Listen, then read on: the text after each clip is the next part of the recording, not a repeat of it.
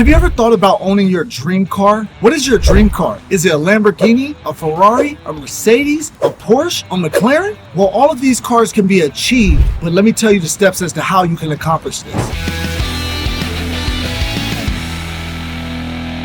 So when it comes to trying to finance an exotic car and getting the car of your dreams, you're going to want to make sure that you're in position credit-wise. So with your credit, you're going to want to have a 720 credit score or better. The reason why you want to have a 720 credit score or better when it comes to applying for an auto loan for an exotic vehicle is because that lets these banks know that you are a person that can handle your finances and has excellent history. Second thing you want to do, you want to have previously paid off auto loans in your credit. Usually they'll let you graduate from a $20,000 loan to a $40,000 loan, from a $40,000 loan to a $60,000 loan, from a $60,000 loan to a $80,000, and then from $80,000 loan usually is when you can hit $100K. Once you hit the $100K of paid off loans, this is usually when the banks will allow you to purchase your dream car, which usually costs anywhere from $100K to $300,000. So showing that you're able to pay off those previous auto loans gives them that financial stability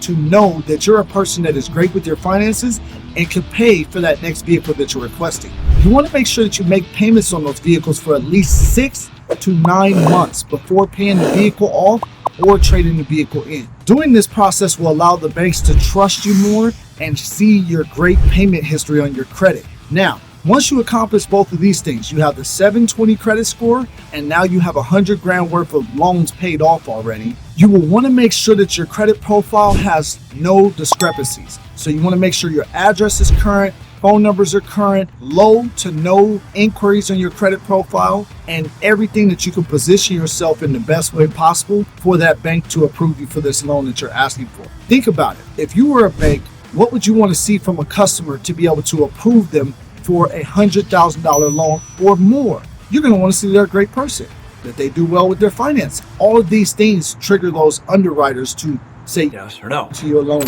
So once you've accomplished those previous steps that I explained to you, now you'll want to make sure that your income shows a good amount to be able to cover the cost of that vehicle.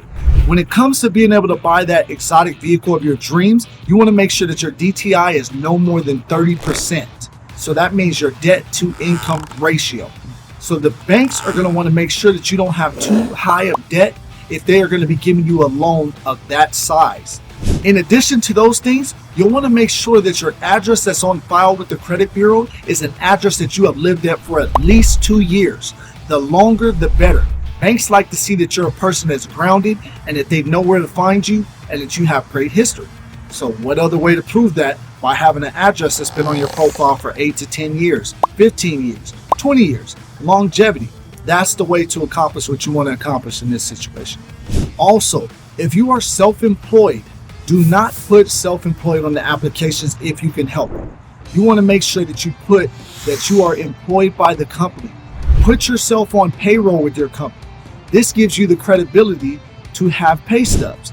Now, when the bank asks you for documentation, they see pay stubs. That looks way more legitimate to a bank versus self-employed and then having to go tax returns or look at bank statements to do all of that. You'll save yourself the headache and the hassle of having to show more paperwork if you are on payroll. Because payroll, the checks are just black and white. They can see exactly what you're getting paid. There has been some times where people have been able to accomplish the same goal without having to do payroll and just state self-employed. But a lot of banks are more strenuous when they see the word self-employed. So this strategy that I just presented to you works well even if you are just buying a vehicle for personal use, or if you want to use this vehicle for business, maybe if you have a rental car company, or just for advertisement and marketing purposes for any other business. Having this in place and doing these steps will allow you to accomplish your goals. I had someone ask me, how can they make money by buying this exotic vehicle that's a dream car that they may want?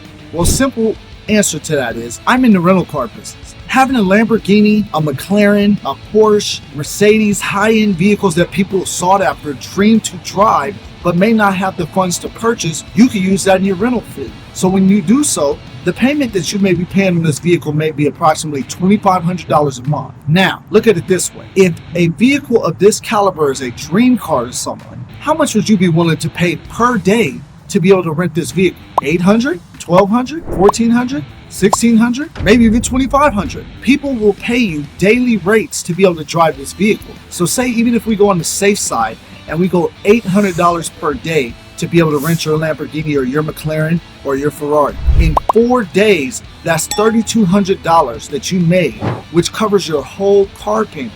So even if you don't rent the car out for the rest of the month, if you just rent it for 4 days, you now have paid your car payment. So think of that next time you want to know why you should buy a dream car or an exotic car.